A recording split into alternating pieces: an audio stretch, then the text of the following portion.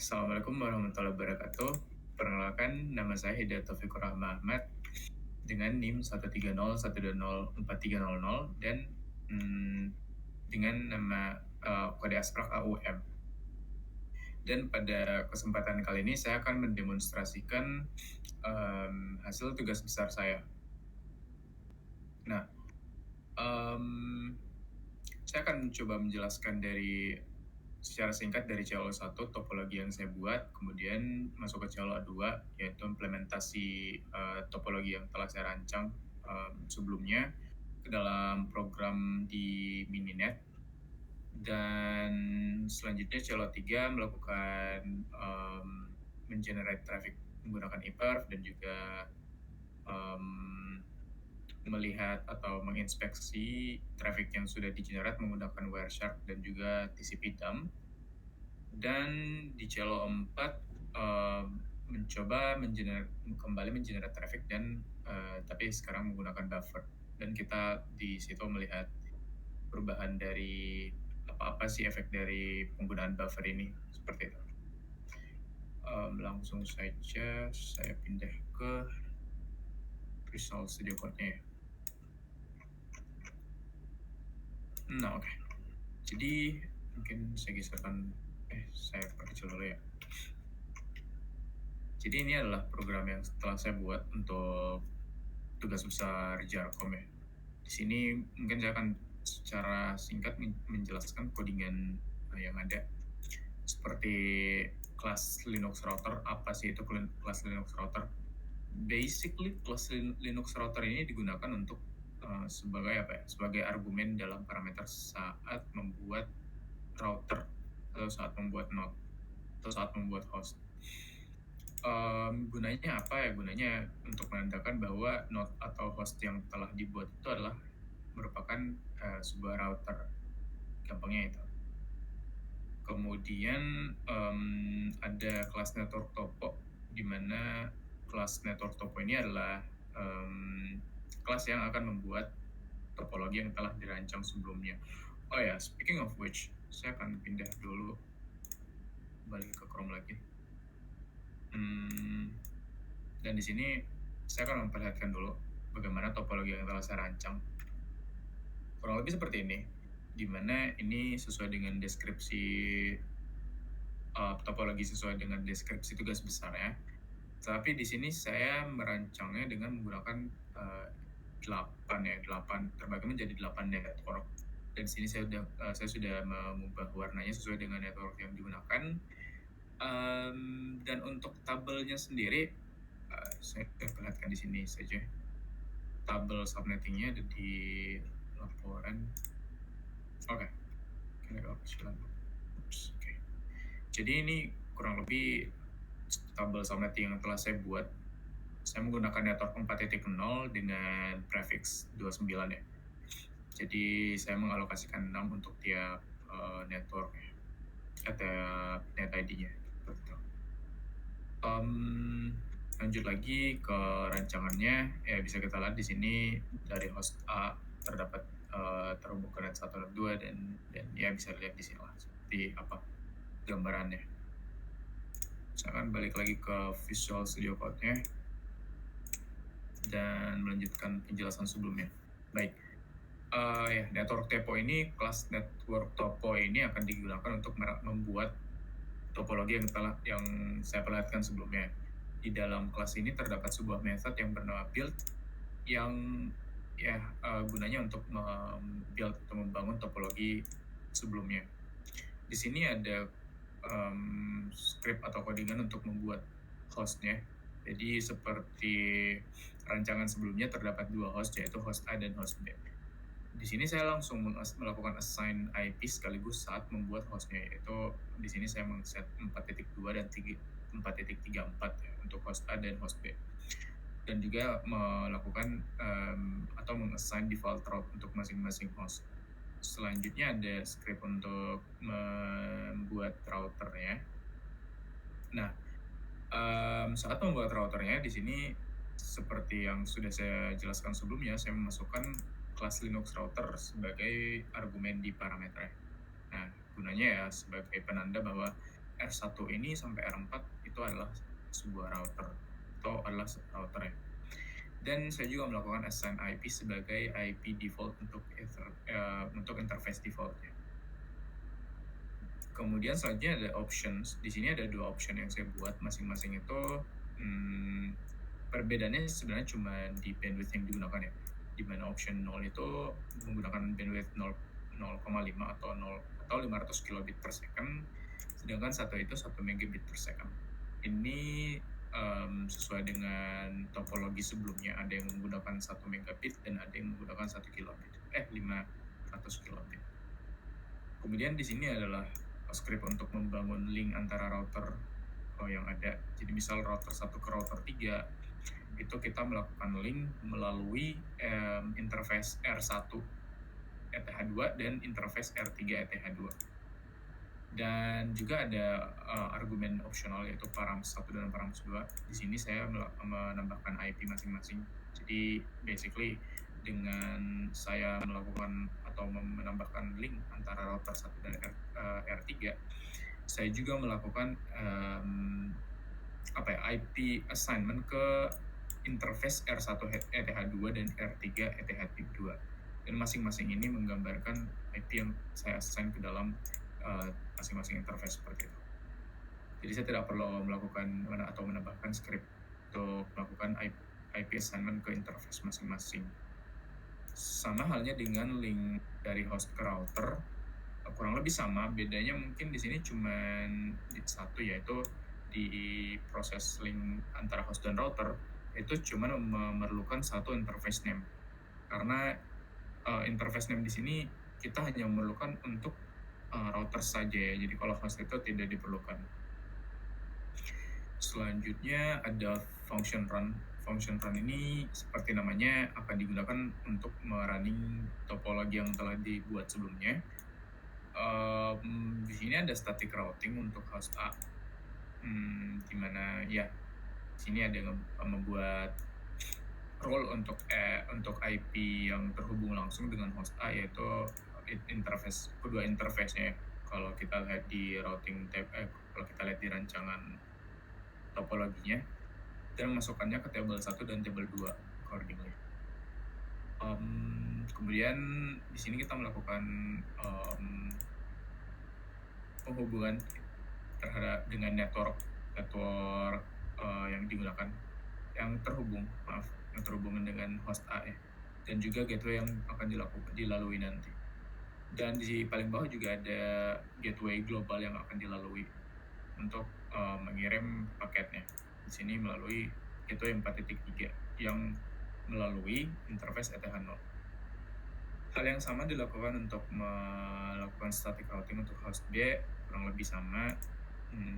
Dan di sini ada static routing untuk router ya, untuk 4 router. Nah, pada static routing ini sebenarnya yang dilakukan adalah merouting atau merouting ya, router ke jaringan atau network yang belum terhubung sebelumnya. Misalnya router 1 di sini belum terhubung dengan network 2. Nah, di sini kita menghubungkannya dengan static routing. Sama halnya dengan router 1 ke network 4, ke network 7, 5, dan 6 seperti itu. Dan hal ini dilakukan untuk tiap-tiap router, masing-masing router. Seperti itu. Dan ini script untuk CLO3 dan CLO4 ya, dimana iPerf ini untuk melakukan untuk mengenerate traffic, kemudian membuat file PCAP untuk nanti kita bisa melakukan pengecekan menggunakan Wireshark ataupun TCP dump. Dan itu kurang lebih untuk CLO 1 dan CLO 2. Terus bagaimana untuk CLO 3, kita langsung lakukan testing.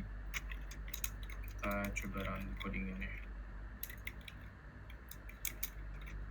Sebelum itu saya cek dulu di sini menggunakan buffer berapa. 10.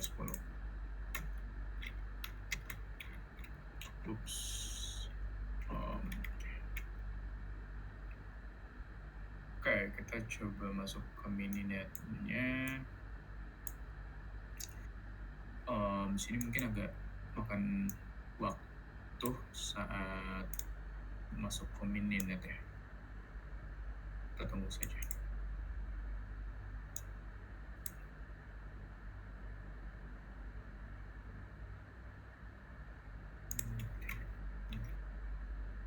Oke, kita sudah masuk dan kita coba ping all untuk mengetes hubungan antar host dan router. Dan di sini bisa kita lihat bahwa dari semua link yang ada antara router dan host, R4 itu tidak dapat terhubung dengan host B, dan juga host B itu tidak dapat terhubung dengan R4. Somehow kalau kita lakukan ping all, dia itu tidak dapat terhubung. Tapi kalau misalnya kita lakukan ping secara langsung, misalnya kalau kita cek host B itu terhubung dengan R4 melalui ETH0, jadi kita menggunakan IP 434 ya. Nah, kalau kita lakukan R4 ping IP yang langsung, ternyata tidak bisa juga. Bentar. Kalau misalnya kita pakai HB,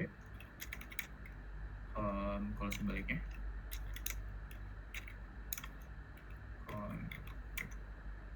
R4 terhubung dengan HB itu, host B itu melalui ETH1. Jadi kita lewat sini. Dan kita coba HB ping ini. Oke. Nah, dia terkirim. Jadi paketnya dapat terkirim, tapi for some reason kalau misalnya kita pakai ping all, dia tidak dapat terkirim. Mungkin ada kesalahan konfigurasi. Terus kemudian setelah kita melakukan running mininetnya, otomatis tadi akan dilakukan generate traffic ya oleh iPerf, dan akan di-generate ke file ke direktur yang sama, yaitu file ini. Kita bisa lihat filenya ada di sini. Selanjutnya saya akan melakukan inspeksi, mungkin mulai dari sini dulu, menggunakan TCP dump. Dengan menggunakan TCP dump, kita bisa melakukan pembacaan file dari TCP dump, dan kita coba cek TCP. Oh ya, file TCP dump ini saya sudah generate sebelumnya. Kalau misalnya kita baca hasil TCP dump yang kita lakukan sebelumnya, yang kita generate sebelumnya, nah ini adalah paket-paket TCP yang sudah di-generate di traffic-nya, seperti itu. Ini dari TCP dump. Selanjutnya saya akan memperlihatkan dari Wireshark. Ganti share screen-nya dulu. Wireshark.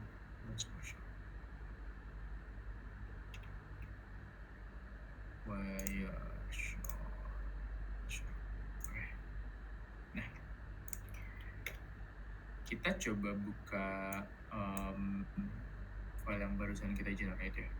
Itu PCP. Nah, ini adalah traffic yang sudah di-generate sebelumnya.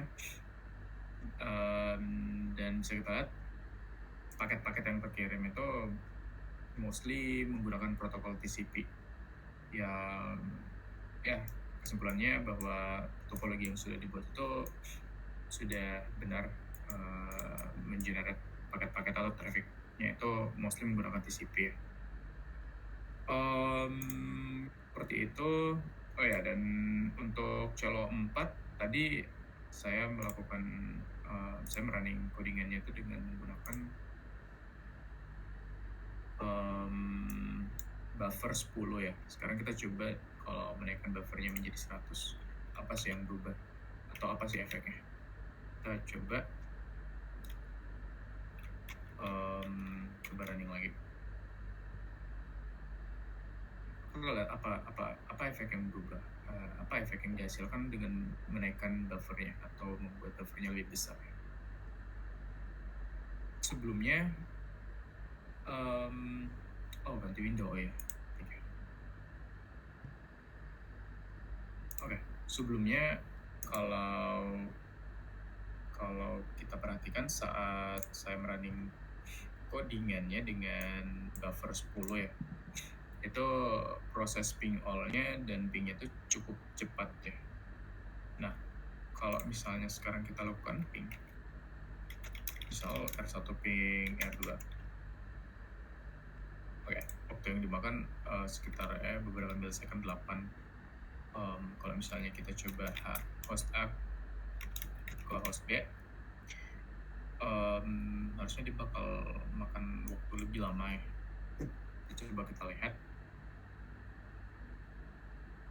Oke, dia memakan waktu sekitar 3 detikan untuk mengirim satu paket. Itu untuk 100. Kalau misalnya kita coba turunkan ke 50.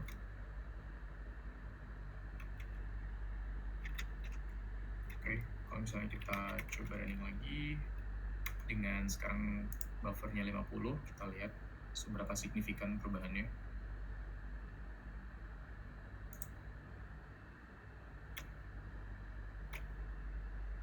Oke.